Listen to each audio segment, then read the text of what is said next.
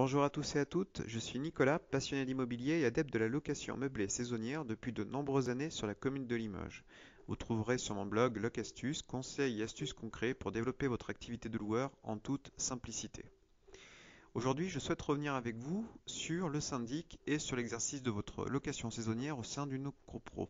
Comment votre syndic peut vous contraindre à cesser votre location saisonnière au sein d'une copropriété? Alors, je dirais qu'il y a deux catégories de propriétaires ou de loueurs.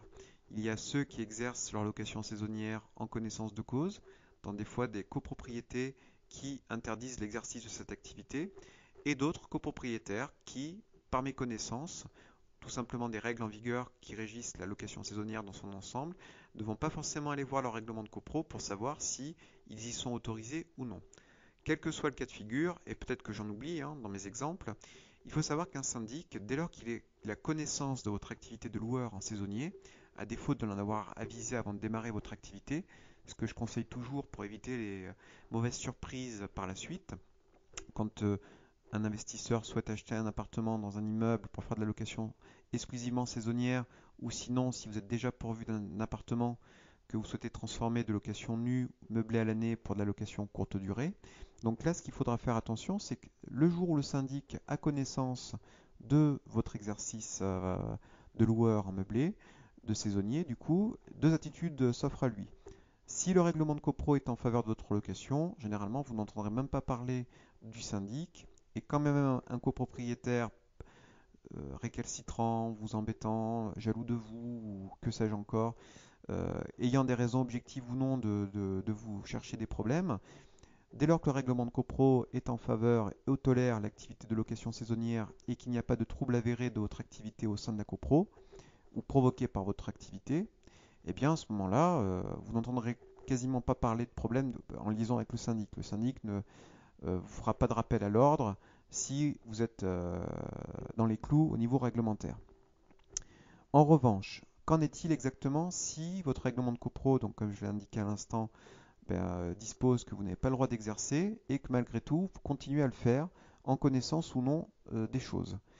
Eh bien, le syndic va très simplement, peut très simplement donner mandat à un huissier de justice, ou la plupart du temps c'est ce qui est fait, sinon le faire d'eux-mêmes.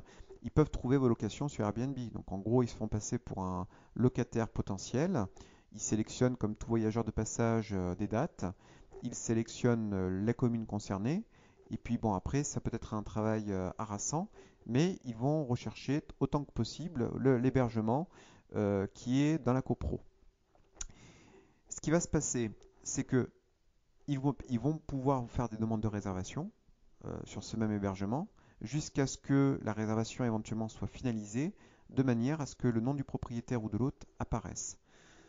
Il s'agit pour le syndic de témoigner, de démontrer qu'il y a effectivement un copropriétaire qui exerce ou non l'activité de loueur en saisonnier dans un immeuble alors que le règlement de copro édicte des règles à contresens qui interdisent explicitement ou non l'activité de location saisonnière.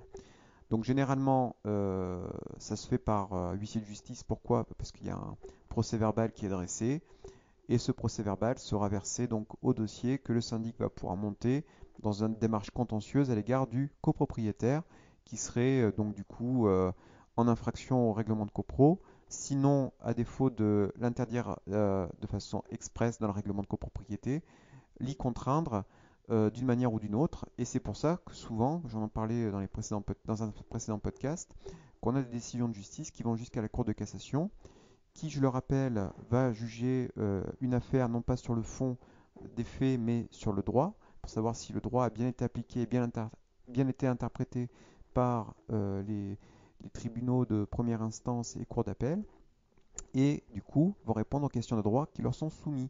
Donc c'est pour ça qu'on a une jurisprudence qui est abondante et qui vient donner des décisions plus ou moins libérales en faveur ou non de la location saisonnière et préciser les conditions d'exploitation de ces locations. Donc c'est pour ça qu'il faut avoir une veille juridique par rapport à ça. Alors au niveau, pour revenir, pour fermer ma parenthèse et pour revenir à mon propos de départ qui est comment le syndic peut vous contraindre à arrêter votre activité de loueur, très simplement, avant de vous assigner en justice, il va y avoir peut-être un rappel. Alors c'est souvent dans les questions diverses, dans les procès-verbaux d'assemblée générale. C'est pour ça que j'invite tout investisseur, quel qu'il soit, à défaut d'avoir un règlement de copro clair, de demander l'autorisation au syndic en affichant l'objectif de l'investissement et savoir si le type de location saisonnière souhaité est valable ou non dans tel ou tel immeuble dans lequel vous souhaitez investir. Sinon, se référer au dernier PV d'Assemblée générale pour voir si des résolutions sont venues restreindre ou interdire cette activité ou l'autoriser par ailleurs pour avoir des idées claires. Quand il y a du flou, forcément, il y a forcément à un moment donné un litige qui peut naître d'un contentieux, d'une mésentente. Donc concrètement, le syndic, dans un premier temps, va essayer de demander gentiment au copropriétaire d'arrêter de faire son activité. Donc ça peut être soit mis en évidence dans le cadre d'un PV d'Assemblée générale au rang des questions diverses, sinon demander dans le cadre d'une résolution d'interdire l'activité dans un immeuble. Si le copropriétaire contrevenant, malgré les suppliques du syndic ou les demandes répétées de façon formelle ou informelle, donc par écrit, sur procès verbal dans les questions diverses, sinon par recommandé avec accusé de réception s'il s'agit d'une mise en demeure, pourra donc agir en justice et avant d'agir en justice, donc monter un dossier contre le propriétaire contrevenant. Et l'une des manières de le faire, c'est très simplement de procéder par ce que l'on appelle se faire passer pour un client fictif, d'aller sur telle ou telle annonce publiée par le propriétaire contrevenant. Plus précisément, on fait dresser un procès verbal par un huissier de justice qui sera versé au dossier à l'encontre du propriétaire. Et après, demander donc en justice la cessation de l'activité de la location saisonnière. Pourront être prononcés soit des dommages et intérêts à reverser à la copro s'il y a un trouble manifeste ou des dégradations provoquées par l'un des locataires de passage du propriétaire en question. Sinon, s'accompagner également d'astreintes financières pouvant s'élever à plusieurs centaines ou milliers d'euros entre le moment de la décision et le temps où elle a été rendue et le temps effectif où le propriétaire contrevenant au règlement de copro aura mis effectivement un terme à sa location courte durée. Donc ce que je vous dis là, c'est pas des choses que j'ai inventées. Je me suis astreint à la lecture de différents commentaires. Je me suis enquéri de la doctrine juridique en la matière et je souhaitais vous en faire part car c'est trop peu souvent mis en avant.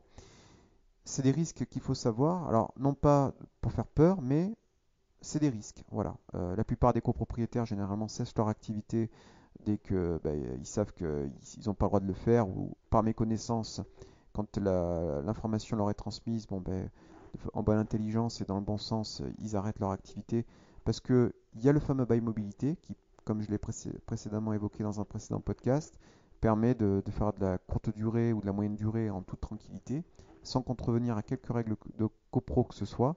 Donc c'est dommage d'en arriver là, mais c'était juste pour vous apporter une autre perspective, pour vous mettre du côté ou dans les souliers d'un syndic qui pourrait donc venir vous chercher des soucis. Comment ils montent un dossier? Ils se font passer pour un client fictif de bout en bout pour démontrer que vous êtes bien sur des réservations, sur des sites de réservation en ligne pour faire de la location saisonnière alors que vous contrevenez factuellement aux règles de copro en vigueur. Sinon, elle est précisée par la suite par un changement de résolution en la matière, sinon via une décision judiciaire à votre encontre en tant que loueur en meublé saisonnier. Donc voilà, alors ce que je dis là, ça reste peut-être des exceptions. J'ai pas de données sur le nombre de contentieux en la matière, mais voilà le cheminement entre guillemets que peut prendre un syndic à votre rencontre et de quelle manière il peut venir vous embêter. Ce que je vous dis là, vous pouvez le retrouver dans la littérature juridique et les doctrines et les différentes décisions de justice. Et n'hésitez pas à vous renseigner auprès d'un avocat spécialisé en immobilier pour vous faire confirmer ou infirmer ou compléter le sujet de ce podcast. Donc j'espère que cela vous aura éclairé. N'hésitez pas en tout cas à commenter ce podcast, à le partager avec vos amis et cette vidéo entre autres si vous l'avez apprécié. Il s'agit pour moi en tout cas que vous la fassiez vivre si elle vous a plu. N'hésitez pas donc à la liker. N'hésitez pas à vous abonner à ma chaîne YouTube Locastus et à mon blog locastus.com pour être mis au courant de mes prochaines publications. En tout cas, j'étais ravi d'échanger avec vous sur ce podcast. Merci de votre attention et puis je vous souhaite à tous et à toutes une très bonne fin de journée. À très bientôt.